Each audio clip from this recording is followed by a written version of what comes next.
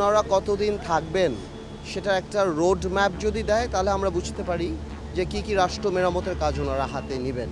এটা রোড ম্যাপটা খুব ইম্পর্টেন্ট জাতির জন্য যে ওনারা কী কাজ করতে চাচ্ছেন। তো ওনারা বলেছেন যে আগামী মাসে আবার এক্সটেন্সিভলি আমাদের সাথে বসবেন, সব রাজনৈতিক দলের সাথে বসবেন, তখন একটা ক্লিয়ার আইডিয়া পাওয়া যাবে যে কী কাজ ওনারা হাতে নিতে পারেন এই জিনিসটা নিয়ে। এর বাইরে আর তেমন কোনো গুরুত্বপূর্ণ আলাপ হয়নি। আমরা বলেছি যে আমাদের সাপোর্ট ওনাদের জন্য থাকবে।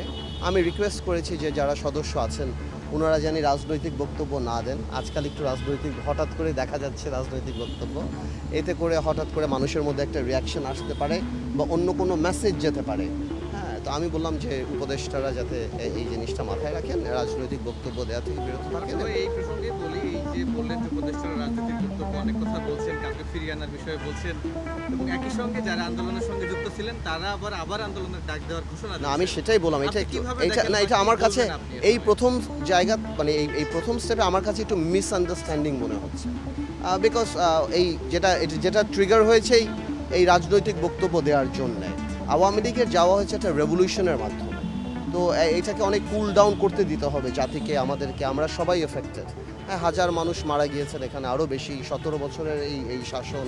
তো আমার মনে হয় যে এই জন্যই আমি বলছি যে উপদেষ্টারা যারা আছেন ওনারা যদি রাজনৈতিক বক্তব্য দেওয়াটা থেকে বিরত থাকেন তাহলে আমার মনে হয় যে এই কনফিউশনটা আসলে ক্রিয়েট হবে না, বা একজন কথা বললে একটা স্পোক্সম্যান থাকলে আমার মনে হয় আপনি কি বলবেন ফিরিয়ে আনার বিষয়ে বলবেন? না, এইগুলি এখন টু আর্লি টু সে, কাউকে ফিরিয়ে আনার ব্যাপার কাউকে না, জনগণ ঠিক করবে। এই রেভলিউশন জনগণ করেছে এবং জনগণ ঠিক করবেন যে আগামীতে আওয়ামী লীগের ভবিষ্যৎ কী হবে।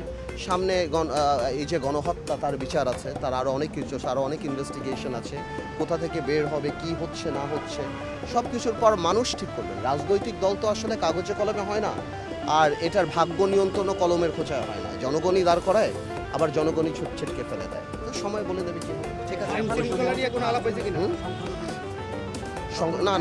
না সংখ্যালঘুদের নিয়ে এই আলাপটা হয়নি।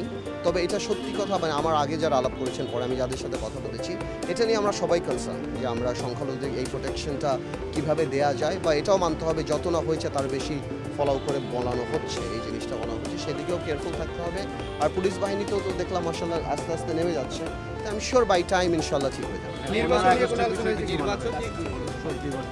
15ই আগস্ট তো সার্বজনীন, 15ই আগস্টের ব্যাপারটা তো ওইভাবে যখন কথা হয়েছে আমরা বলেছি এটা সার্বজনীন, এটা সেরকমভাবেই করা উচিত। যতখানি রেসপেক্ট এটা পাওয়ার মতো অতখানি রেসপেক্টই জানি পায়।